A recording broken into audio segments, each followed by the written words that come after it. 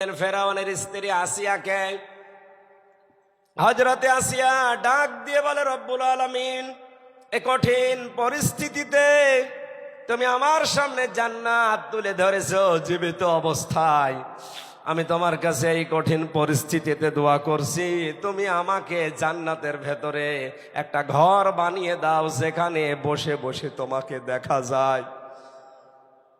আপনি চিন্তা করেন, এত কঠিন পরিস্থিতি, হাতে পায়ে কপালে ব্রেক, মাথার উপরে গরম তেল ঢালা হচ্ছে। তিনি স্বামীর জন্য ওই মুহূর্তেও বরদোয়া দেননি।